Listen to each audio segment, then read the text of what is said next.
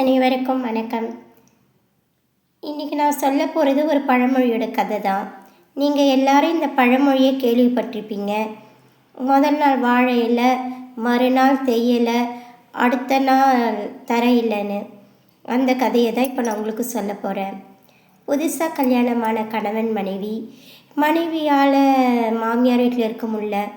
அடிக்கடிக்கு அம்மா வீடு ஞாபகம் வந்துடுது. அம்மா வீட்டுக்கு அப்பப்போ போகிறாங்க. கணவனால் மனைவியை விட்டு இருக்க முடியல, கல்யாணமான புதுசுன்றதுனால. அம்மா கிட்ட போகிறாரு புள்ள. போயிட்டு, நான் என் மனைவி வீட்டுக்கு போகிறேன், என் மாமியார் வீட்டுக்கு.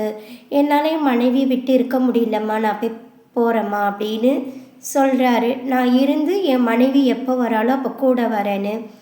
அம்மா அப்போ சொல்லி அனுப்புகிறாங்க, எப்போ உன் முகத்தை பார்த்தா உனக்கு தெரியுதோ அப்போ நீ கிளம்பி வந்துடணும், அதுதான் மரியாதைன்னு.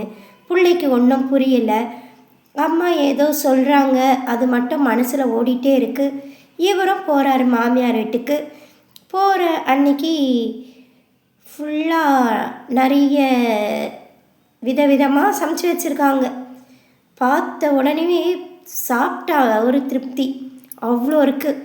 இலை ஃபுல்லாக அவ்வளோ வச்சுருக்காங்க. இவரும் நல்லா சாப்பிட்றாரு, அங்கே சந்தோஷமாக இருக்கார். மறுநாள் தேயிலையில் ஒரு சாதம், ஒரு குழம்பு, பொரியல் போடுறாங்க. அதையும் சாப்பிட்றாரு. 3ஆவது நாள் பழையதை கொண்டு வந்து தட்டில் வைக்கிறாங்க. அந்த தட்டில் இவர் முகம் தெரியுது, புரிஞ்சிருச்சு. உடனே இவர் என்ன பண்ணுறாரு, நான் போயிட்டு வரேன்னு சொல்லி கிளம்பிடுறாரு.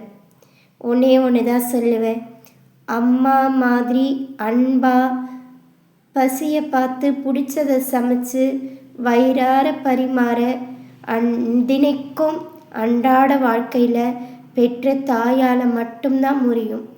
பெற்ற தாய் போல் யாரும் வயிற்றை பார்த்து பிடிச்சதை செய்து நம்ம மகளுக்கு பசிக்கும், நம்ம மகனுக்கு பசிக்கும்னு பரிமாறவே முடியாது.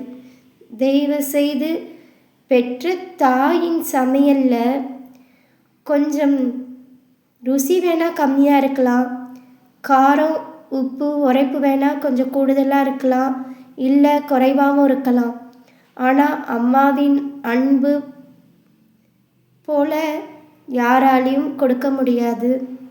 இதை புரிஞ்சு ஒரு தாயின் அருமை தெரிஞ்சு ஒவ்வொரு மகனும் மகளும் நடந்தால் ரொம்ப சிறப்பாக இருக்கும். பெற்ற தாய்க்கு இதை விட நம்ம மரியாதை செய்ய முடியாது. 1000 உறவு வந்தாலும் தாய் போல பசியாற்றவும் முடியாது, பரிமாறவும் முடியாது. நன்றி, வணக்கம்.